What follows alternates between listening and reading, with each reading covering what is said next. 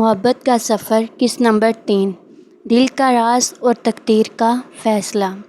زیان کی وہ بات جو اس نے لائبریری میں محرب سے کہی تھی اب اس کے دل کی آواز بن چکی تھی۔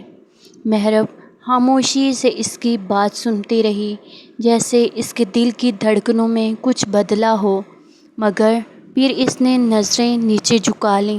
زیان میں کچھ نہیں کہہ سکتی، میرے لیے یہ سب بہت نیا ہے اور شاید بہت مشکل بھی۔ زیان نے اس کی آنکھوں میں چھپی الجھن کو محسوس کیا مگر کچھ اور کہنے کی بجائے بس مسکرا دیا۔ میں انتظار کروں گا، تمہارے جواب کا نہیں بلکہ تمہارے اعتماد کا۔ محرب کی آنکھیں پھر سے نم ہو گئیں لیکن اس نے کچھ بھی نہ کہا۔ اگلے دن محرب کے گھر کا ماحول بدلا بدلا سا تھا۔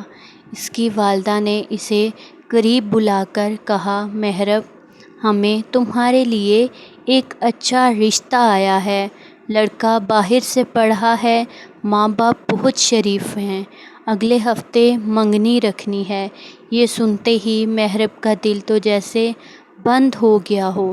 زیان کا چہرہ، اس کی باتیں، وہ لائبریری کی خاموش مسکراہٹیں، سب اس کی آنکھوں کے سامنے ہی گھومنے لگا اور وہ اپنی امی سے کہنے لگی، امی، میں ابھی منگنی نہیں کرنا چاہتی، میری پڑھائی۔ اور پھر وہ خاموش ہو گئی۔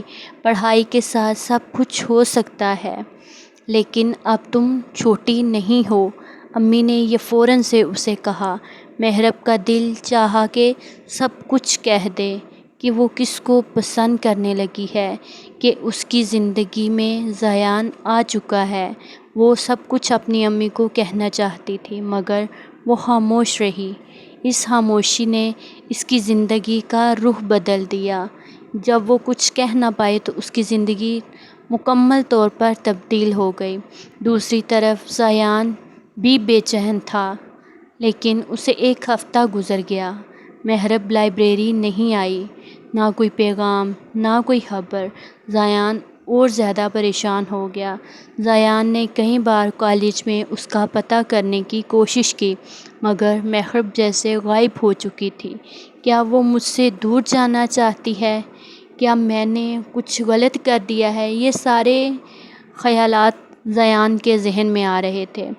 زیان کے دل میں سوال ہی سوال تھے اور محرب کی خاموشی انہیں چیخ کی صورت اختیار کر رہی تھی۔ اب زیان اور زیادہ پریشان ہو گیا تھا۔ اگلی قسط کے آخر میں اب دیکھتے ہیں کہ کیا ہوتا ہے۔ محرب کی منگنی کی تقریب ہو رہی ہے اور محرب نیچے جھکی بیٹھی ہے، چہرے پر آنچل ہے اور آنکھوں میں آنسو ہیں۔